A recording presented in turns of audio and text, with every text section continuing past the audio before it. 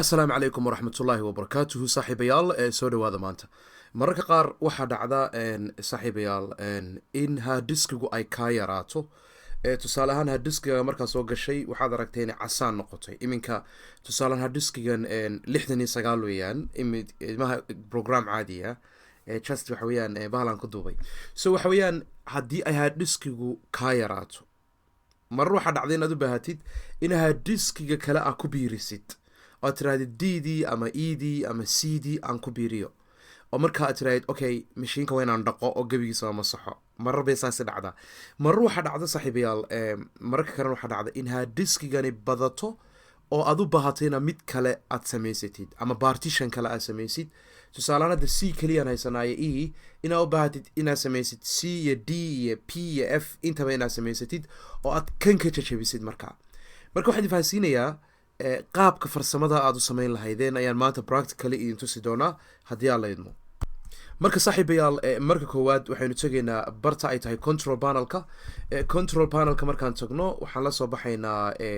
barta security-ga ama system on security ayaan sii tegaynaa markaan system on security tagno waxaan ku dhufanaynaa barta ugu hooseysa oo ah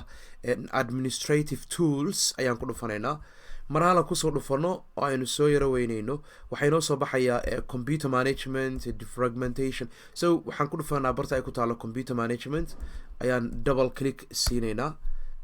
kaasaan ku dhufanaynaa kaa markaan double click siino waxay inoo soo baxaysaa daaqadan ayaa yana inoo soo bixi doonta waxaan kasii dooranaa barta ay ku taalo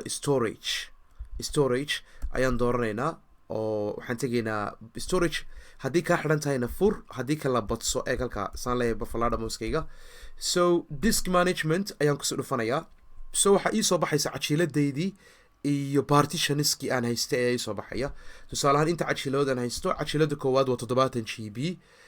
halkan waa kuwa igu qoran sideydoo kale free spaceka hadda ii banaan waa 38 g b weeyaan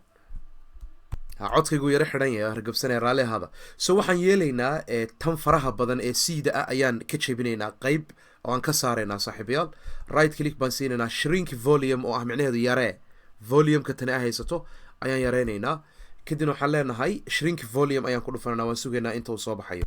daaqadaas yar ayaa inoo soo baxaysa markaa saaxiibayaal daaqadaasi markay inoo soo baxdo maxaynu yeelaynaa marka halkan waxaa kugu qoran waa total sizekaaga oo megabyte loo qoray waxa weeye waa 70,000 halkan waxa weeyaan waa sizekii oo spacekii sizekaan haysano waa imisa waa 30 iyo total sizeka banaan oo dhan marka la isu geeyo waa intaas so halkan waxaad ku qoraysaa intii aad jebinaysay imisaa ka jebinaysaa haddii ahaa dhiskiga rabta inaad 100 ka jebisid waxaa la qoraa 100 iyo 30 100,000 oo mb weeyaan mb-gu marka wuxuu dhigmaa g b 100,000 oo g b waxay u dhigantaa imisa 100 g b eeg marka 100,000 oo mb maxay u dhigantaa waxay u dhigantaa imisa waxay u dhigantaa 100 g b haddaan rabo 10 g b inaan jebiyana waxaan ka dhigaa 10 iyo 30 10,000 haddaan rabo inaan 500 waxaa dhiskiga 2 terabyte weeye waxaan rabaa inaan ka jabiyo 500 so 500 markaan qoro waxaan leeyahay 3 eber raaci 500 oo kun weeye marka 500 oo kun oo mb waxay u dhigantaa 500 oo g b haddaan rabo inaan 2 g b ama 50 g b jabsadana 50 baan qorayaa 3 baan raacinaya 1 2 3 50,000 oo mb waxay u dhigantaa imisa 50 g b marka saaxiibayaal taas waxay kaa caawinaysaa waa sida fudud ee markaa aa u jebin kartid so aniga gebigayga imisaan haystaa iminka ma haysto muxuu intaa inka badan isaga ku sheegi doona inta aad jabsanaysid ama inta aad ma garanaysaa aad samaynaysid because spacekaan haysano waa 38,000 iyo intaas weeyaan so waxaan ka fikirayaa inaan ka sameeyo 4,000 ama 4 g b baan sameynayaa 4,000 3 eber marcin aday 4 tahay 9 g b oo 9,000 10 g b waa 10,000 20 g b waa 20,000 oo mb so waxaan leeyahay shrink yaree ayaan leeyahay tan volumekeeda waan yareynayaa markaan yareyno halkan partitioniska c ayaa ku qoran sida halkaydiga muuqata c waxaa kusoo biirtay mid kalaa kusoo biirtay waxaa kaloo ogaataan mar walba oo aad samaysid ama computerka aad dhaqaysid ama normally cajiladaada qeyb ka jabsanaysid oo aad rabti inaad xog gaara dhigatid waxaa kusoo baxaysa waxaa la yidhaahdo in qeyb ka mida uu computerku as a reserve uu u kaydsado qeyb kaa goosanaya sida halkan ugu cadba so halka waxaa kasoo baxaysa 3.91 g b ayaa kasoo hadhay because 4 g b baana inoo jebi intaa isagaa goostay sagaalkaas iminka weli wax number lama siin tani c bay haysataa tan saa number u siina right click c kadibna waxaa leedahay new symbol volume ayaa ku dhufanaysaa intaa right click siisid kadibna waxaa dhahaysaa markaa saaxiibayaal next ayaa dhahaysaan next markaa dhahdaan ayaa waxaa dhahaysaan waxa la dhaho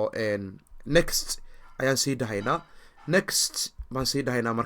marka number ayaan siinaynaa ma e ma f ma g tusaale ahaan waxaan siin karnaa n ayaan siin karnaa ama o ayaan siinaynaa marka isla iyada dhexdeeda ayaynu ka jabin karnaa qeyb ka mid ah oo halkan ah marka haddaan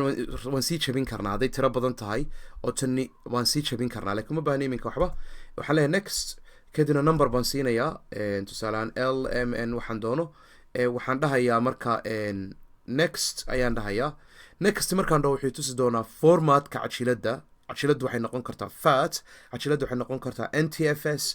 bay noqon kartaa so kan waxaan ka dhigaynaa waa new volume markuu sameeyo wuxuu kaloo sameynayaa formatna kugu sameynayaa so garamaysaan formatna kugu sameynayaa do not format waa dooran kartaa laakiin format ayaan dooranaynaa because maadaamay tahay cajilad cusub kadibna waxaan leenahay next ayaan leenahay finish ayaan dhahaynaa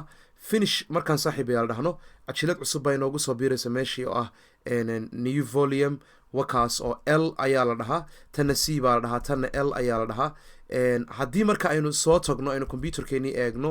aynu kuwan iska xidhno oo aynu bartan nimaadno ama this b c ama windows e markaa qabataan eega tan ay nagu soo biirtay soo ma arkaysaan waa 3.9 g b 3.88 g b ayaa free u ah intaasaa ka maqan yar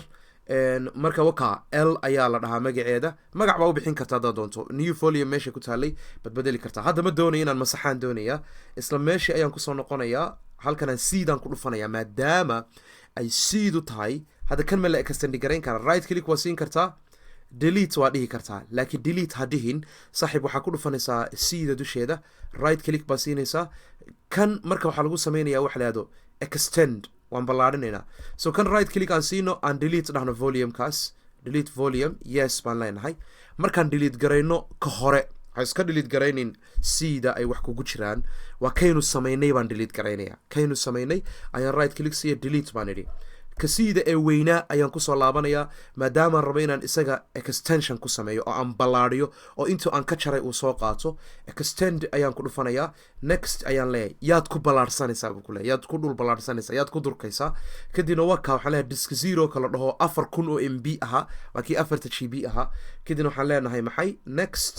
isaga qaadaan leenahay finish ayaan leenahay wataa way soo ceshatay cajiladda way meesha ka baxday laakiin cajiladda aad samaysay ilaa aad delete garayso tani extension ma yeelayso ama inaad ballaadhisid intaasaan idinla wadaagayay waa marka cajiladda la ballaadhinayo iyo marka cajiladda lasoo yaraynayo so markii cda oo kale 400 gb ku tahay qof baa computer ku dhaqay maruu ku dhaqay waxaa laga yahay c kaliya inuu ku sameeyey oo d ama e ama f uusan ku samaynin si aad xogta u dhigatid ta kale oo haddii cdo kale ay kaa xumaato tani ku badbaado isku midna lagama dhigo hadda hasla ekaysiinin hadhow marka la dhaqayo waa isku khaldamaan intaasaan la wadaagaya saaxiibayaal hala sheer gareeyo la wadaaga saaxiibadiina aan ogeyn asalaamu calaykum